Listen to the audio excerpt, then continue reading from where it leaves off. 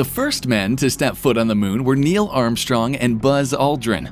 Traveling to a place where no one has ever gone before sounds exciting, but what if you were the first?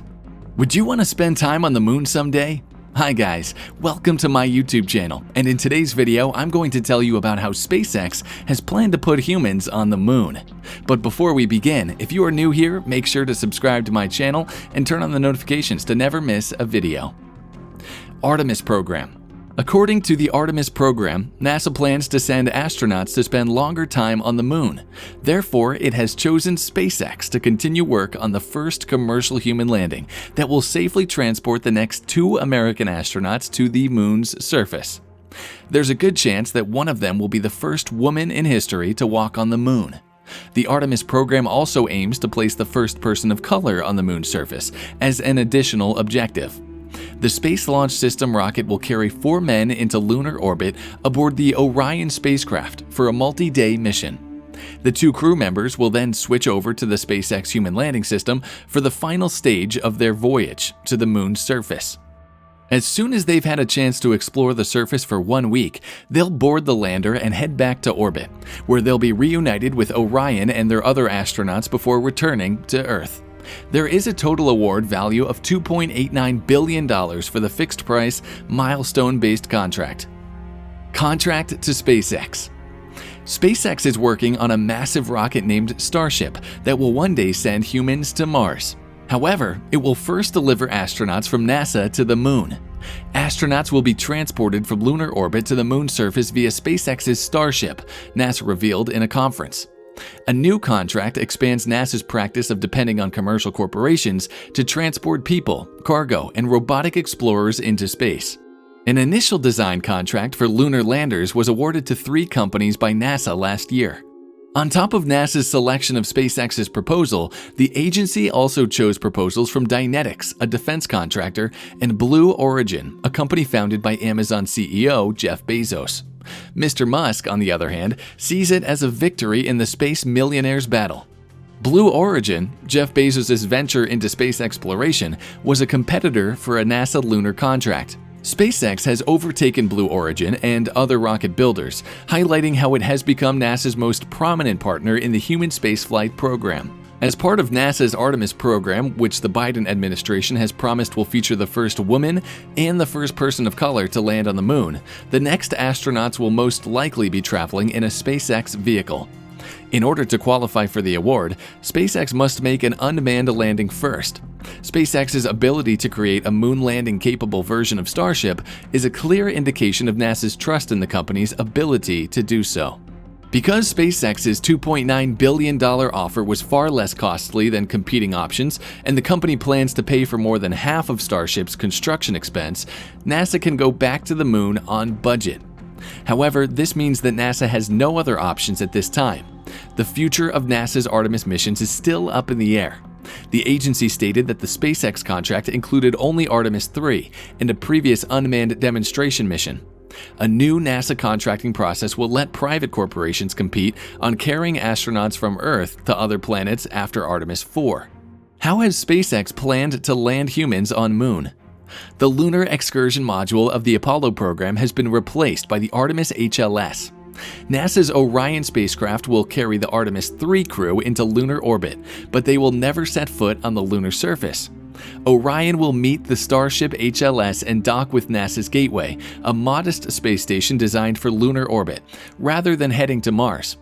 To reach the lunar surface, Artemis astronauts will use SpaceX's Starship HLS, which will serve as their home base for the next 6 days.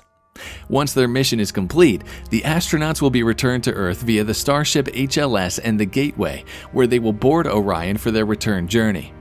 There will be no major changes to the Starship HLS in this version.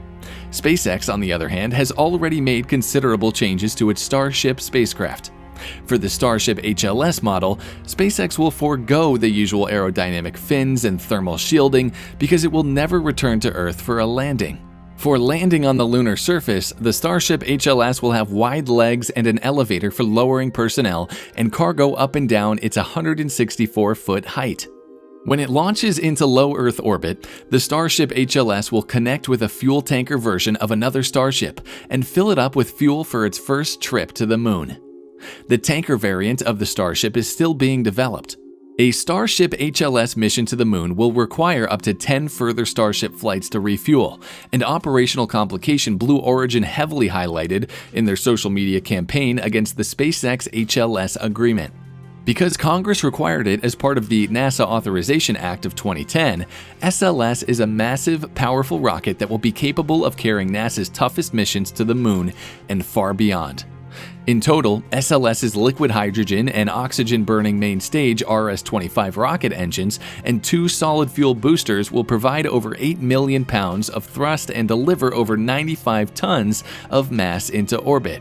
In terms of size, it surpasses the Saturn V of the Apollo period, which released a little more than 7.5 million pounds of thrust during liftoff. If all goes according to plan, the Starship launch vehicle will almost treble the SLS's liftoff thrust. 33 of the Raptor engines of the Super Heavy booster provides 12 million pounds of thrust for this rocket system. Together with the Super Heavy, the Starship spacecraft will serve as a second stage and be capable of delivering more than 100 tons of mass into orbit. While SLS and Orion both have higher raw power, Starship has larger cargo and crew capacity. So, for example, although Orion can take 4 astronauts into orbit, SpaceX believes that Starship can one day take up to 100 passengers into outer space. Space consulting firm Astrolytical founder Laura Seward-Forczyk has previously stated that Starship could conceivably launch NASA humans, bring them to the Moon, then return to Earth using just one vessel, rather than utilizing the SLS, Orion, and Gateway. A powerful and efficient Starship may someday take over from SLS. Over $1 billion is estimated to be spent on each launch of the Space Launch System, SLS. Starship's costs are lower because it is designed to be reusable. According to current Artemis plans, astronauts will use a Space Launch System rocket to get into space. There will be humans on board Orion when the rocket's top stage launches the capsule into space. The lander spacecraft will be flown to lunar orbit separately, unlike NASA's Apollo moon missions of the 1960s and 1970s. The lander will dock with Orion and then ascend to the surface. However, Starship will surpass Orion in size, making the architecture comparable to sailing a boat across the Atlantic Ocean and then transferring to a cruise ship for the short voyage into the dock. Using a Starship, astronauts might potentially travel from Earth to the Moon without the need for any docking procedures at all. During the course of an orbital refueling mission, methane and liquid oxygen will be required for the Starship. When SpaceX is going to land on Moon? On March 4, 2020, at 12:25:58 UTC, a 4-ton rocket part known as 2015 00ZB will smash into the surface of the Moon at a speed of around 5,700 miles per hour. It will do so as a result of its elliptical orbit taking it beyond the Earth to the Moon distance. During a press conference on April 16th, NASA officials said that the first American astronauts will arrive on the lunar surface in 2024 by Starship. NASA made it clear that it was still studying the Artemis timetable and would not be making any definitive commitments as a result. However, a trip to the Moon is a huge undertaking, and delays are possible while NASA, SpaceX, and other companies work to develop the technology needed to land humans safely on the Moon's surface.